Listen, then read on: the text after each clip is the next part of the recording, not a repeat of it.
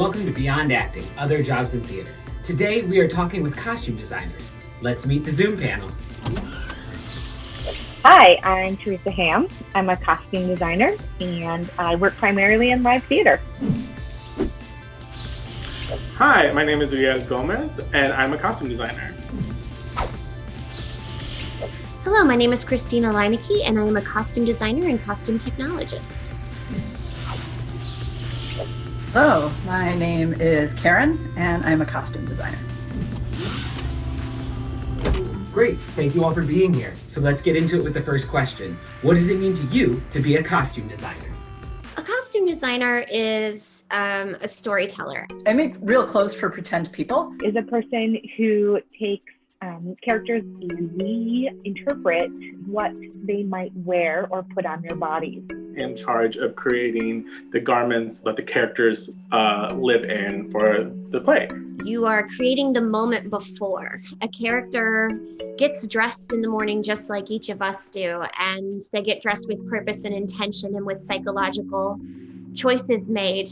And that can be clothes, that can be body paint, it can be just about anything. Analyze the characters and create clothes around that. I was asked to put together sort of a branding thing, and I came up with a statement that I thought was really silly, but other people understood it. I am a character creation specialist who uses engineering and creativity to turn flat fabrics into three-dimensional creations to fit human bodies. By doing so, I enhance fictional worlds.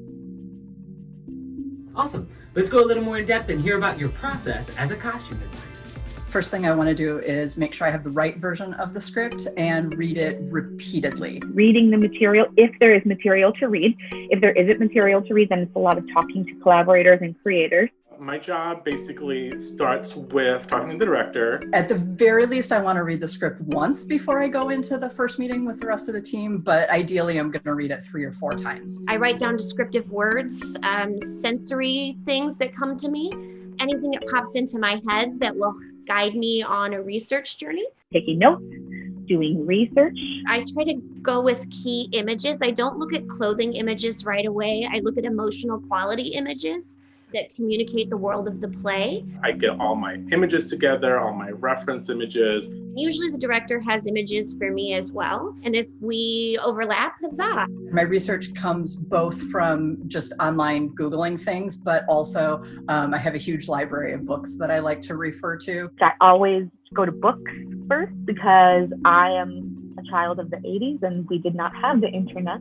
As a costume designer, you spend a lot of time tracking down a director's favorite image that may or may not exist still in space and time. Do all this research, sort of collect all of the ideas, and then there's the process of sifting through those ideas. Whittle down the research to hit specifics of characters, and so that each character sort of has their own research plate. To just get big images out there. If I'm doing a modern dress play, I really don't like presenting a director with options that I cannot purchase today. In between all of this, there's more meetings with the design team, so I'm not working in a vacuum. Talk to your colleagues again, present that research. From there, I just start drawing and Pinteresting. If it's modern dress, we stick with those research collages, and I don't usually sketch the show up. If the process requires it, and sometimes it does and sometimes it doesn't, you do drawings and sketches.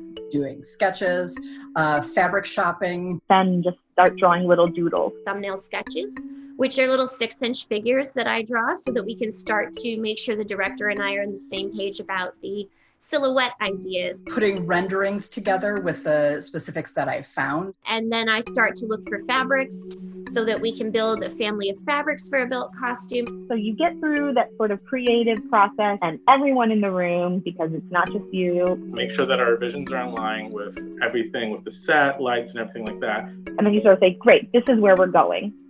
And we call those final designs. Hopefully at this point, there's a presentation to the cast once the designs have been approved by the director. From there is when I get into measurements with the actors, so I can see what type of bodies I'm working with, what kind of areas I want to accentuate. I've actually taken to creating a questionnaire so that I can find out about allergies or medical conditions or their personal comfort level and preferences. What do you need from me so that we can have a really successful and productive first fitting? Then they move from that process of being just paper or ideas into reality, into garments, for lack of a better word. Whatever I need to do to get the clothes that I need.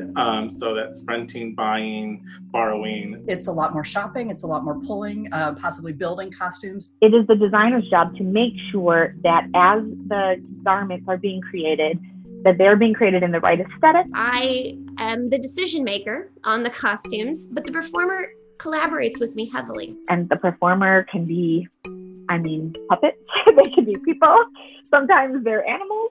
Fittings with each of the actors so that I know what's working and what's not. That's when the real magic happens, and so we get to put clothes on actors and see how they look, how everything looks together. Breathing life into it is what I always describe it as when we're in the costume fittings. I'm not the type of costume designer who feels very precious about a sketch or a research collage. I don't think the art is on the paper, the art is on the character walking around. If it's a large show, there might be a second round of shopping and pulling and building, going into more fittings with the actors. There's a lot of thinking on your feet in those moments. And things that you thought were going to work on paper, sometimes they just don't work in reality. So then you go back. And then it's another meeting with the director. Once we get through our fittings, I want to start churning out those alterations so we can get the costumes ready for either publicity photos sometimes or for the first dress tech rehearsal. Tech, we just see how everything comes together. That's really where we do the fine tuning. Sometimes that period's very short, sometimes that period's longer. On Broadway, that period, that sort of technical rehearsal process is longer, and then they have preview process, which means then you get to see how audience reacts to the work itself. Hopefully we have a manageable amount of notes throughout that process. From there, it's basically opening night. And then after opening night, my job is basically done. Joy of joys, the show opens and the costume design remains frozen. Once the show is called open, I sort of let it go. There's maybe time to come in for repairs. If a repair is needed. If we have any kind of understage and things like that, then I come back in. If an actor falls ill or leaves the production, sometimes I get called back. And then once it's all done, a lot of times I will also participate in strike.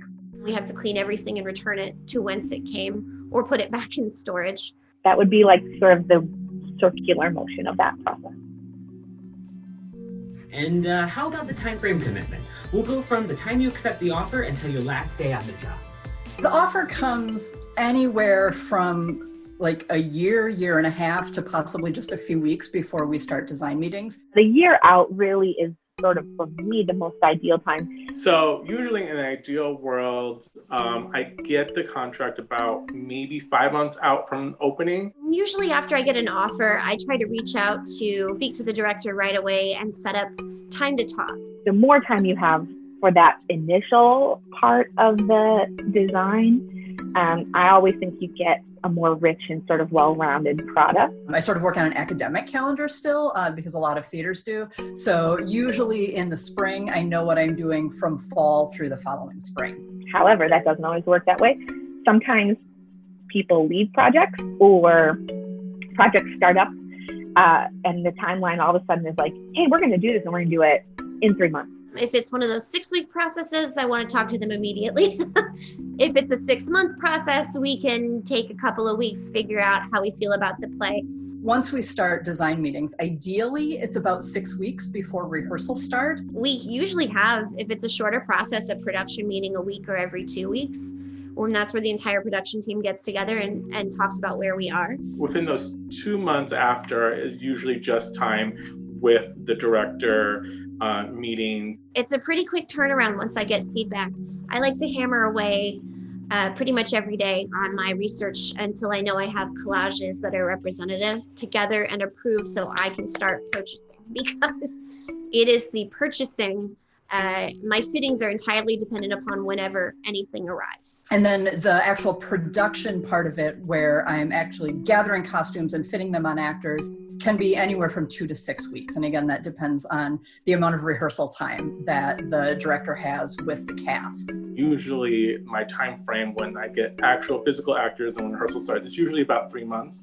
Fittings, I try to hammer out in a couple days. From there, I'm usually working with the actors and working with the director more hands-on. In professional shows, a lot of times we will not start fittings until the actors are in rehearsal, because that comes in their rehearsal time that they're being paid for. In academic shows, we may be able to start before the rehearsals actually due. I'm trying always to preserve at least 2 weeks to do notes. Sometimes creativity, especially in those moments, like, those like pressure moments of tech. Dress rehearsal period is about 3 or 4 dress rehearsals. I've done it in as few as 2, and I think I've done as many as 6. You treat the whole thing as a session to change things, notes. It's all fair game at that point. And then we open, so.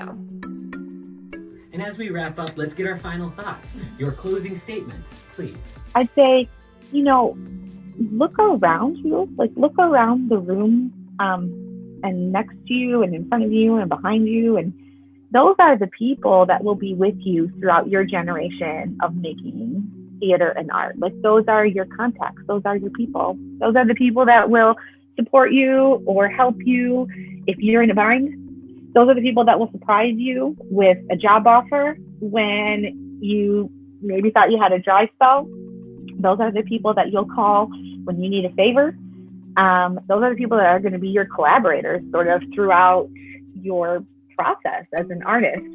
And making good connections with those people and really seeing them, that will only help you throughout your career. I want to say that there's a lot of things you can learn in theater. You may not continue to do theater the rest of your life, but there's a lot of useful, great skills that you can learn taking and doing theater. It's really helped me with being able to make physical connections, personal connections. Whenever there's a twist or a turn, there's a way to make it better. And I think that's really helped from theater, and that's really gotten me where I am today.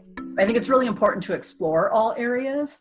One of the things that I really appreciated about my education is that we looked at all of the different jobs that people did. I could understand what everybody else did, but also be able to narrow it down to why I like costuming specifically. Because we work together collaboratively all the time, we need to understand what everybody does, but also really helped me to understand that I love costuming because I really like creating the life for that character.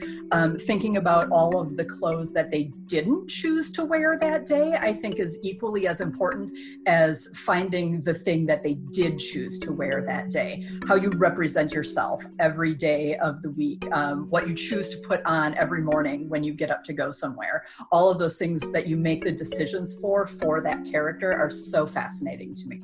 I really do love the work and I love the profession, and this last year of COVID has been really hard to be away from it, but at the same time I think it's given us a much needed step back to really evaluate the former model. And moving forwards, if we want to continue with that model, there's a lot of work that theater needs to do as an organization to address institutionalized inequity. And that's racial inequity, that is gender inequity. There's a lot of things, and to make it a sustainable lifestyle that will attract people, because we have made it sort of a martyr system, and we all deserve a chance to have a balanced life and a healthy lifestyle. I'm really hopeful moving forward that we can start to really look at equity. Historically, there's a pay discrepancy that's going on between the costume design areas and all of the other areas. Designers are paid differently. The shops and technicians are paid differently. We need to fix pay discrepancies wherever we see them, whether that's because of gender or orientation or racial ethnic background. So I'm really hopeful that moving forward, we've had an opportunity to look ourselves in the mirror and make better decisions, because I think we have the right spirit and the right energy and the right people to want that change and create that change. And hopefully we can return thoughtfully to the work we love. And that'll about do it. Thank you so much for being here today, for lending us your wisdom. Thank you all for watching, and we'll see you next time. Thanks so much, all.